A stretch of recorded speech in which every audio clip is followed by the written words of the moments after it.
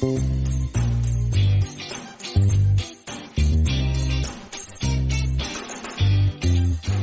करते हैं बहुपद की इस पार्ट 2 वीडियो में।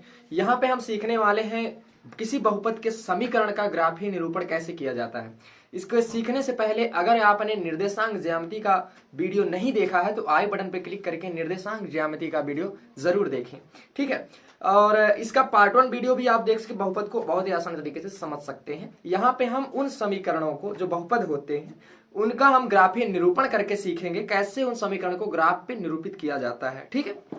तो ग्राफीय निरूपण, जैसे कोई एग्जाम्पल ले लिया जाए, जैसे दिया गया है y is equal to 2x plus 3। यह एक समीकरण है, रैखिक समीकरण है, यह एक रैखिक समीकरण है, एक पदी समीकरण है। इसमें जो है पूछा गया है कि इसका जो है ग्राफीय निरूपण करना है। तो हम ग्राफ कैसे बनाते हैं, एक ग्राफ होता है यह रहा, इसी पे इसको निरूपित करना है।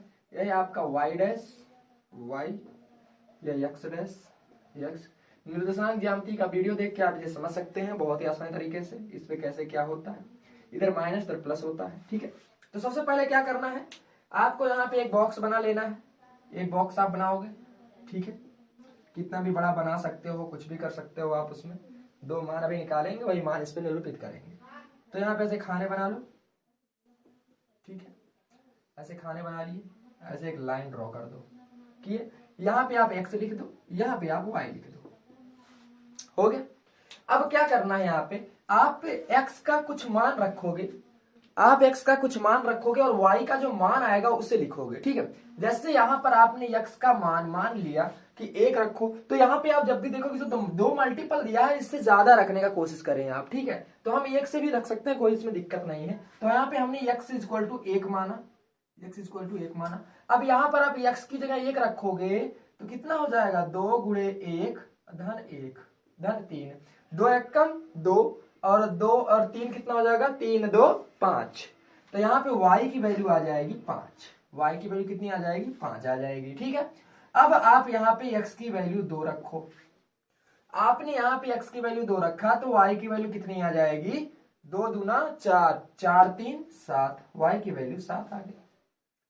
आपने यहाँ पे x की वैल्यू 0 रख दिया, कुछ भी रखो, आपने x की वैल्यू यहाँ पे -1 रख दिया, रखा। जब यहाँ पे -1 रख दिया आपने तो 2 और 1 कम 2, -2 हो गया, 3 में से 2 गया तो कितना बच गया है आपका, 1, यह बच गया। कोई दिक्कत नहीं। आप यहाँ पे कुछ भी मान ले सकते हैं, आप यहाँ पे जो है इसका आप कुछ भी मान ले सकते हो। आपने -1 लिया, 1 आ गया, आप इसका -2 ले लो तो 2 दूना 4, -4 आ जाएगा। आप इसका लिए -2 ले लिए, ठीक है। अब कितना हो गया, 2 दूना 4, -4 आया, -4 में से +3 घट जाएगा तो कितना बचेगा, -1 बचेगा, ठीक है। तो इतने सारे मान आ गए। तो खैर इसमें दो मानों की बहुत ज्यादा जरूरत, 2 मान निकालिए आप, इतना 4 मान निकालने की जरूरत नहीं है, 2 मान से आपका काम चल जाएगा, ठीक है। तो हम अब इसमें करेंगे कि कैसे निकालते हैं। तो कैसे निकालने के लिए क्या करेंगे, x की वैल्यू 1 है, y की वैल्यू 5 है। अब जैसे इधर होता है का 1 x अक्ष पे, 2 3 4 5 6, इसको लंबा कर लेते हैं, 7 8, ऐसे हो गया, x अक्ष हो गया। इसे इधर भी, ये बीच में 0 होता ही है, -1 -2 -3 -4 -5 -6 -7, ठीक है। ये हो गया आपका x डैश, है ना। तो इधर फिर करेंगे, इधर होता है पॉजिटिव में 1 2 3 4 5 6 एंड 7, ठीक है। यह वैल्यू हो गई 7 तक, ये हो गया, -1 -2 -3 -4 -5 -6, ऐसे होता है, ठीक है। अब यहाँ पे आप देख रहे हो कहाँ x है, x की वैल्यू 1, x की वैल्यू 1, x से रहा पॉजिटिव 1, यानी इस सीधे में कहीं पे है।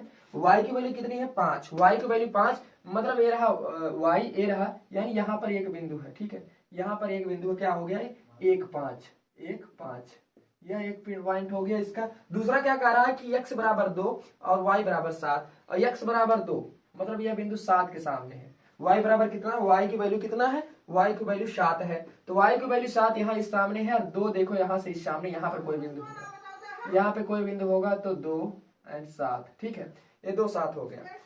उसके बाद जो है -1 और +1, यह रहा -1, x की वैल्यू कितना है -1 यहाँ पे है और y की वैल्यू +1 ये रहा, मतलब यहाँ पे कोई बिंदु है, यहाँ पे कोई बिंदु है जिसका पॉइंट है -1 और 1 है, ठीक, -1 और +1 यह बिंदु है।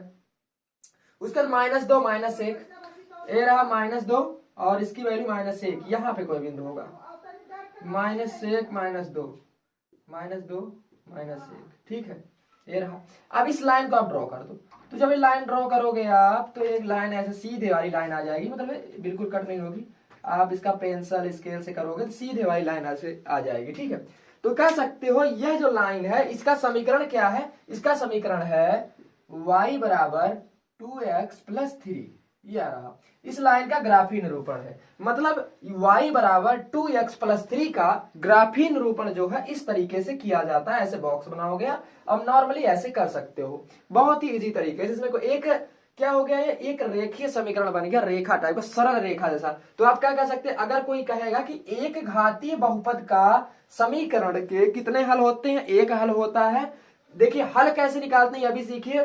हल निकालने का मेन फंडा क्या है कि वह रेखा x अक्ष को कितनी बार काटती है, x अक्ष को काटना, ठीक है, x अक्ष को काटना, उसके शून्य कितनी बार, मतलब कोई समीकरण में कोई अगर रेखा ऐसे बन रही है तो वह इस x अक्ष को जितनी बार काटेगी उस समीकरण का उतने शून्यक होंगे, उतना मान होगा, उतने रूट होंगे, ठीक है, उतना ही मान आने वाला है। मतलब कह सकते हैं कि x के कितने मान होंगे, एक मान होंगे इस समीकरण में। नॉर्मली ऐसे भी जानते हैं, हमने बहुपद के पार्ट 1 वीडियो में बता रखा है कि किसी भी समीकरण के कितने मान होते हैं, जितनी उसकी सबसे बड़ी वाली घात होती है, ठीक है। तो एक घातीय बहुपद का एक मान होता है।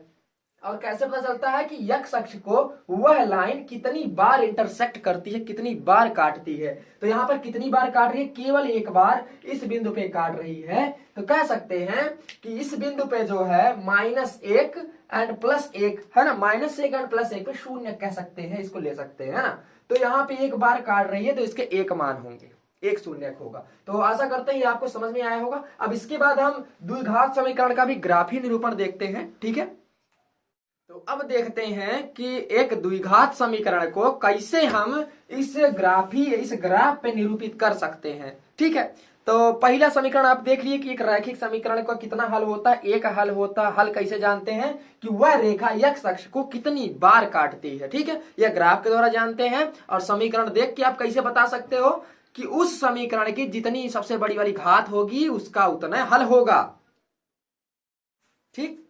अब देखते हैं, तो हमने क्या कहा कि डब्बा बनाओ, है ना, डब्बा बनाना है, डब्बा बना दिए। अब देखते हैं x का मान लेंगे और y का मान अपने आप आएगा। यहाँ पे आप स्वतंत्र हो, बिल्कुल फ्री हो, कुछ भी मान ले सकते हो। तो ये कैसे स्टार्ट करते हैं कि यहाँ पे लेकिन यही दिखना, जो मान लेंगे वही रखेंगे, मान y की वैल्यू जो आएगी उसको लगाएंगे, ठीक है। तो x बराबर आप माने नहीं, एक ले लिए, x का मान आपने एक ले लिया, इस मान को यहाँ पे एक रखोगे तो एक का स्क्वायर किए, एक हो गया, और 3 एक कम 3, तो -3 और -4 और +1, -4 में -3 जोड़ोगे -7 हो गए। देखिए क्या कहने का मतलब है, एक एक कम एक हुआ और 3 एक कम -3 हुआ, अरे -4, 4 3 7, -7 से एक जाएगा तो -6। तो इस y की वैल्यू कितनी आ गई, -6 आ गई, ठीक है। इस तरीके से आपने इसका मान 2 ले लिया, 2 लिया, 2 दूना 4 और 2 तिया 6, -6 4, -6 4, देखिए ये भी 4, ये भी 4, 4 4 0 हो गया। तो ये देखिए क्या हो गया कि 2 दूना 4, -3 दूना 6, -4, हाई 4 कट गया, बचा -6, फिर -6 फिर भी बचा। फिर से एक बार देख लो, 2 दूना 4 और 3 दूना 6, -6, ठीक है, बचा यहाँ पे कितना, -6।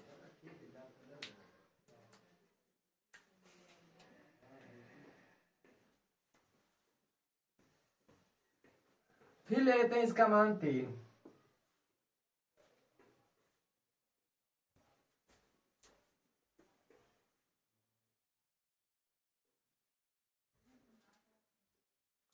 तो अभी आपने एक रैखिक समीकरण देखा है कि रैखिक समीकरण में आपने ये सीखा है कि किसी समीकरण के उतने मान होते हैं जितनी बार कोई रेखा उस समीकरण की रेखा उस x अक्ष को काटती है। तो रैखिक समीकरण के एक मान होते हैं, कहा है कि वह समीकरण में x अक्ष को कई बार काटती है। अब देखने वाले हैं द्विघात समीकरण का।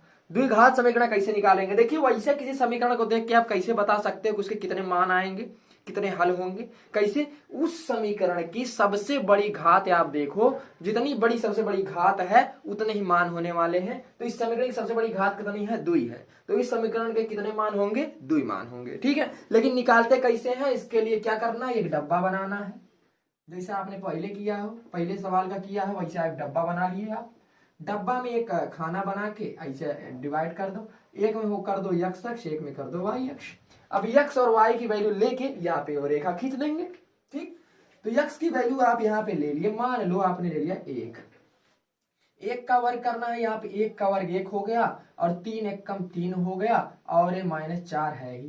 तो -4 और -3 जोड़े -7 हो गया और -7 में से एक घट गया तो -6 बच गया। ठीक है, तो यहाँ y की वैल्यू -6 हो गई। ठीक, अब आपने x की वैल्यू 2 ले लो, आप x की वैल्यू 2 ले लिए तो 2 दूना 4 हो गया और 2 तिया 6 हो गया। देखिए -6 हो गया, ये +4 हो गया, ये 2 तिया 6 -6 हो गया, ये +4 हो गया और ये -4 से घट गया तो कितना आ गया वैल्यू?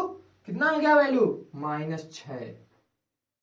ठीक है, ये भी -6 आ गया। अब जो है यहाँ पे आपने वैल्यू ले लिया, यहाँ पे आपने वैल्यू 3 ले लिया। ठीक है, आपने यहाँ पे वैल्यू 3 ले लिया, या आप इसको -2 भी ले लो, कुछ भी लो आप। चलो -2 ले लिए हम, x की वैल्यू -2 ले लिए तो -2 लिए कितना हो गया? 2 दूना 4, प्लस का 4 हो गया, अब माइनस माइनस प्लस, 3 दूना 6 और ये कितना हो गया? माइनस का 4 है, ये 4 4 कट गया। यहाँ पे x की वैल्यू y की वैल्यू आ गई +6, y की वैल्यू कितनी आ गई? +6 आ गई। अब यहाँ पे आपने वैल्यू कुछ भी ले लो, आप स्वतंत्र हो, -1 ले लिया आपने। जब इसकी वैल्यू -1 लिए हो तो यह 1 हो गया, यह कितना हो गया? 1 1 कम 1 हो गया और माइनस माइनस प्लस, +3 हो गया और ये -4 हो गया। 3 1 4 तो ये इसका मान 0 हो गया। -4 में से 1 गया -3 और -3 + 3 0 हो गया। ठीक है, अब यह आपने क्या किया कि यहाँ पे कुछ भी वैल्यू लो या फिर रहने दो, अब ड्रॉ करते हैं डायरेक्ट। क्या करते हैं? ड्रॉ करते हैं। आप या फिर ऐसे कर सकते हो कि एक वैल्यू और ले लो, चलो 3 ले लिया हमने, 3 लिया, 3 त्रिक्का 9 हो गया, ये भी 3 त्रिक्का 9 हो गया, 9 में से 9 घट गया, यहाँ पर बच गया -4। ठीक है, चलो इतनी वैल्यू से ही काम चलाते हैं। इतना वैल्यू आपने ले लिया, हमने कहा कि 2 वैल्यू बहुत है, मेन है, 2 वैल्यू एक बार ले लोगे, सीख जाओगे, आराम से करते जाओगे। अब यहाँ पे क्या देखना? पहले एक देखो x अक्ष का कहाँ पे है और y अक्ष का -6 कहाँ है। देखो y अक्ष का -6 ये रहा, y अक्ष का -6 ये रहा और इसका एक यहाँ रहा, मतलब कोई बिंदु यहाँ पे लेना है एक। ठीक है, बिंदु यहाँ पर है 1 और -6, 1 और -6 बिंदु यहाँ पे है। ठीक, ले लिए। उसके बाद x की वैल्यू 2 यहाँ पे है और -6 यह भी है, मतलब यही बिंदु है, बिल्कुल यहाँ। यहाँ बिंदु 1 हो गया, दूसरा बिंदु ए वाला बिंदु। तो तीसरा बिंदु आपने x की वैल्यू -2 ली है, यहाँ पे है और y की वैल्यू कितनी आ गई? 6। y की वैल्यू 6 है और इसकी वैल्यू -2 है, मतलब यहाँ पे कोई वैल्यू है। ठीक है, इसको आप ले लिए -2 -6, यहाँ पे वैल्यू है, यहाँ कोई बिंदु है। ठीक है ना, बिंदु वहां पर है, देखिए आप। उसके बाद -1 आपने लिया, यह -1 था और y की वैल्यू कितनी आ गई? 0 आ गई, ये 0 है, y की वैल्यू यहाँ पे 0 है और इसका -1 है, मतलब कोई बिंदु जो है यहाँ पे है, बिल्कुल यहीं पे है। ठीक है, इस पे जहाँ पे -1 है यहाँ पे है बिंदु, यहाँ पे है। ठीक है ना, उसके बाद आपने x की वैल्यू 3 लिया है तो y की वैल्यू -4 आ गई, y की वैल्यू -4 आ गई। ठीक, y की वैल्यू यहाँ पे -4 आ गई, मतलब कोई बिंदु यहाँ पे है, कोई बिंदु यहाँ पे है। आप और वैल्यू लीजिए, अभी और समीकरण बनेगा। आपने और वैल्यू लिया,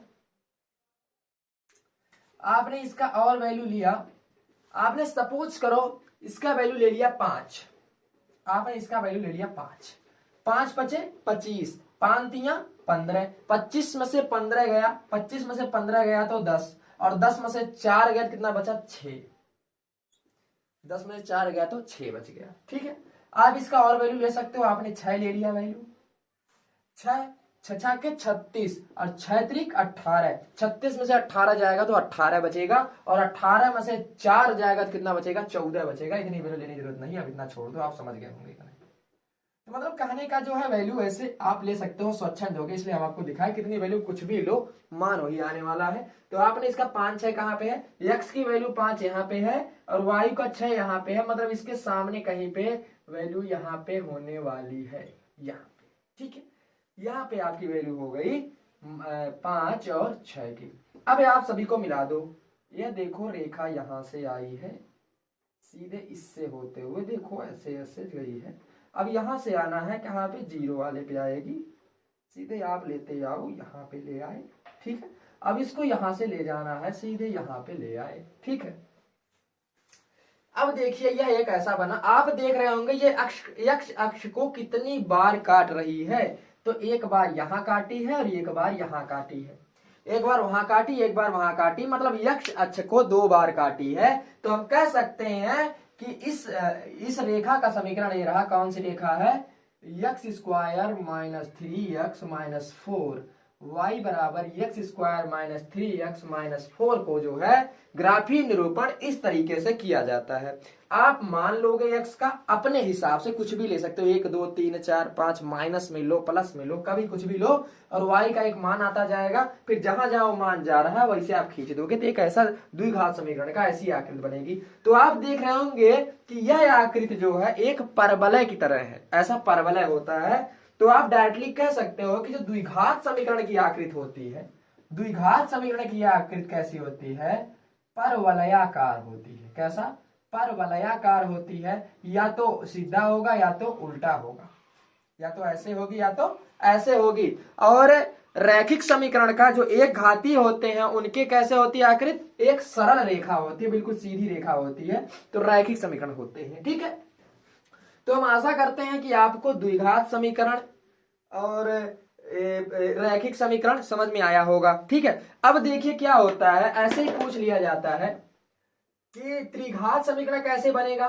तो हम आपसे पूछे कि कोई समीकरण त्रिघाती समीकरण है तो उसके कितने मान होने चाहिए, कितने मान होंगे। तो हमने क्या बताया कि समीकरण देख के आप कैसे बता सकते हो, कोई भी समीकरण देख के आप बता सकते हो कैसे, कि उसकी सबसे बड़ी घात कितनी है। तो हमने अभी बताया त्रिघात समीकरण, तो उसकी सबसे बड़ी घात कितनी है, 3। तो उसकी सबसे बड़ी घात जब 3 है तो उसके कितने मान होंगे, 3 मान होंगे। तो ठीक है, 3 मान होंगे, मतलब कोई रेखा जो है उसको 3 बार काटेगी एक्स अक्ष को। मतलब कोई रेखा अगर ऐसे आई है तो एक बार ऐसे काटेगी फिर ऐसे काटेगी, यह त्रिघात समीकरण, तभी 3 बार काटेगी। देखिए एक बार यहाँ काट रही, एक बार यहाँ काट रही, एक बार यहाँ काट रही, कह सकते हैं। तो ऐसे जो समीकरण बनेंगे वह त्रिघातीय समीकरण होंगे, ठीक है। परवलयाकार ही, देखो आप कह सकते हो कि जो द्विघात समीकरण है इसकी आकृति परवलयाकार ही क्यों होती है। तो अब बताइए कि इस एक्स अक्ष को काटना है तो कैसी आकृति आप बनाना चाहोगे कि 2 बार कटे। तो कभी भी कितना ही करोगे आप ऐसे बनाओगे कि 2 बार कट जाए, इससे ज्यादा कुछ और कोई आकृति बन सकती है कि जिसे 2 बार नहीं कटे, 2 बार कटना चाहिए ना। तो परवलयाकार में ही 2 बार या तो ऐसे होगा या तो ऐसे होगा, उल्टा होगा। तो हम कह सकते हैं द्विघात समीकरण कैसा होता है, और त्रिघात कैसे होगा, करली होगा, बिल्कुल ऐसे ऐसे चलेगा, है ना, ऐसे ऐसे चलेगा, या फिर ऐसे ऐसे बन गया, है ना, 3 बार काटेगा त्रिघात समीकरण का। तो आप अब समझ गए होंगे, किसी ग्राफ का आकार देख के, आकृति देख के आप बता सकते हो कि उस समीकरण के कितने शून्यक होंगे, वह समीकरण किस टाइप का है, द्विघात है, त्रिघात है या रैखिक है, यह आप आसानी से समझ गए होंगे। ऐसे मान लो कोई बहुपद निर्देशांक ज्यामिति का ग्राफ बना हुआ है और इसमें कोई रेखा जो है ऐसे है, ऐसे कोई रेखा है। अब मुझे बता दो कि यह कौन से समीकरण, किस घातीय समीकरण का आकार होना चाहिए।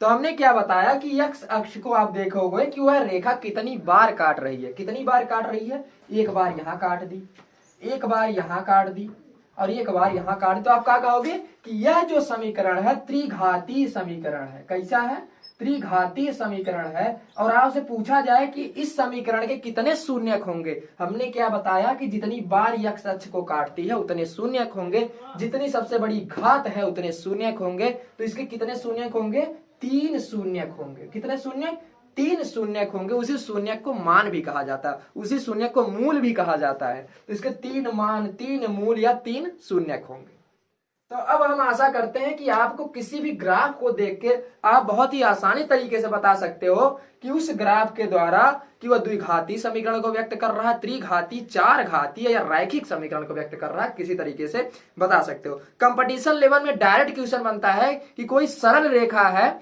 या कोई रैखिक समीकरण या द्विघाती समीकरण है, वह ग्राफ को कैसे काटती है। तो आप कैसे बताओ किस आकार में काटती है? परवलयाकार में काटती है। तो हमने कैसे बताया परवलयाकार, यह आप देख ही चुके हो। ठीक है, तो अब आप आकृति के हिसाब से भी बता सकते हो कि समीकरण किस प्रकार का है। ठीक है, तो ऐसे डायरेक्ट क्वेश्चन बनेंगे हाई स्कूल में, आप इजिली कर ले जाओगे। अब इसके बाद जो है हम सीखने वाले हैं द्विघात समीकरण कुछ मूल कंसेप्ट और त्रिघात समीकरण कुछ मूल कंसेप्ट, उसको हल कैसे करते हैं। ठीक है, तो अब देखते हैं कि द्विघात समीकरण के मूल के कुछ योग का नियम, कुछ गुणा करने पे क्या होता है। ठीक है, डायरेक्टली क्वेश्चन ऐसे बनते हैं। और देखिए रहा द्विघात समीकरण इस टाइप का होता है, इसकी सबसे बड़ी घात 2 है तो द्विघात समीकरण है। इसके कितने मान होंगे? अगर ग्राफ पे दिया हो तो x अक्ष पे कितनी बार काटेगी? 2 बार काटेगी। आकृति कैसा होगा? परवलयाकार होगा। कितने मान होंगे? 2 मान होंगे। यह सब आप सीख चुके हो। ठीक है, तो यहाँ पे जो है द्विघात समीकरण का हम बेसिक कंसेप्ट नहीं सीखने वाले हैं। इसका बेसिक कंसेप्ट हम द्विघात समीकरण के वीडियो में सीखेंगे। इसका फैक्टर, गुणनखंड कैसे करते हैं, इसको हल कैसे कर सकते हैं, इसको सूत्र के द्वारा कैसे हल करते हैं। ठीक है, तो यहाँ पे हम सीख रहे हैं इसके 2 मान अगर अल्फा बीटा है, मान लो 2 मान आ गए, कुछ भी आप ले सकते हो, अल्फा बीटा वैसे ले लिए कि अगर 2 मान अल्फा बीटा है, ये रहा अल्फा ये रहा बीटा, अगर इसके 2 मान अल्फा बीटा है, इसको मान मूल शून्य कुछ भी बोलो आप, इसके 2 मान अल्फा बीटा है।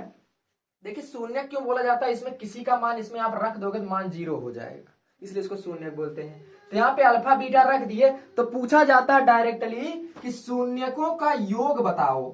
शून्यकों का योग क्या होता है? शून्यकों का योग, ठीक है, शून्यकों का योग बोले तो शून्य के रहे, योग मतलब क्या हो गया? अल्फा धन बीटा पूछा गया है। ठीक, फिर पूछा जाता है शून्यकों का गुणनखंड बताओ क्या होगा? शून्यकों का गुणनफल, शून्यकों का गुणनफल क्या होगा? ठीक है, 2 क्वेश्चन बनता है इससे। गुणनफल कहने का मतलब क्या हुआ कि अल्फा का गुणा बीटा में कर दो तो क्या मान आएगा। तो देखिए जो मान आएगा वो तो कर लोगे, अगर मान ना पता हो, खाली समीकरण दिया हो तो कैसे मान निकालोगे। तो क्या होता है कि अगर ये अल्फा बीटा शून्यक है निकालने का तो आपको यहीं से निकालना। कैसे निकालोगे? शून्यकों का योग का फार्मूला का हुआ, जो बी दिख रहा है, बी बीच वाला बी है और ये ए है और ये क्या सी है, ये तीनों अचर पद है, अचर पद है, नंबर होते हैं। ठीक है, तो हम कह सकते हैं अल्फा शून्यकों का योग क्या होगा? माइनस में बी बटा ए। इसको आप याद कर लो कि शून्यकों का योग क्या होता है, माइनस कर दो बी को, माइनस में बी बटा ए, माइनस में बी बटा ए शून्यकों का योग। शून्यकों का गुणनफल क्या होगा? है सी है, अब सी की बारी, सी बटा ए, शून्यकों का गुणनफल सी बटा ए। तो नॉर्मली जो है यही जो है इस द्विघात समीकरण का मेन कंसेप्ट है। इससे अब जो है गुणनखंड करने को बोला जाएगा, डायरेक्टली पूछ सकता है कि अल्फा स्क्वायर धन बीटा स्क्वायर बटे अल्फा इंटू बीटा। बहुत ट्रेंडिंग क्वेश्चन है ये, है ना, बहुत बार पूछा गया है और आशा करेंगे कि इस बार भी पूछा जाएगा। ई वाला फार्मूला भी अल्फा स्क्वायर धन बीटा स्क्वायर बटे अल्फा बीटा। तो ऐसा अब यहाँ पे आपको क्या करना है, डायरेक्टली इसे अल्फा स्क्वायर धन बीटा स्क्वायर नहीं निकालोगे, इसको आप जो बचपन से कक्षा 6 से रटते आ रहे हो कि ए धन बी का होल स्क्वायर क्या है, उस फार्मूले पे बीजीय व्यंजकों को रखोगे तब जाके निकाल पाओगे। तो बीजीय व्यंजकों के क्लास में आप इसको भी हल करना सीखोगे। ठीक है, तो यहाँ पे हमने द्विघात समीकरण एक ओवरव्यू दिया है कि इसका जो है शून्यकों का योग क्या होता है, शून्यकों का गुणनफल क्या होता है। ठीक है, तो आप ये समझ गए होंगे कि शून्यकों का योग और शून्यकों का गुणनफल कैसे निकालते हैं। ठीक है,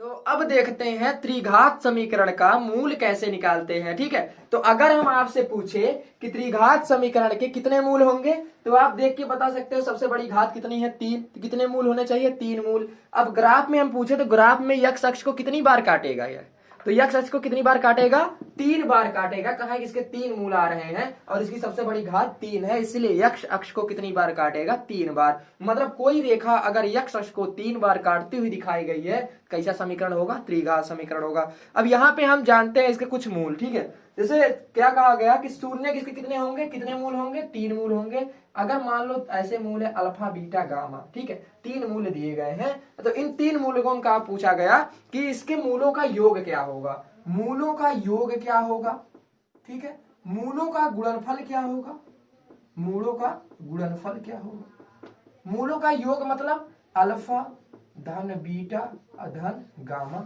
ठीक है, अल्फा धन बीटा धन गामा, और मूलों का गुणनफल मतलब alpha into beta into gamma, ठीक है, इंटू गामा, है ना, क्या होगा यह पूछा जाएगा।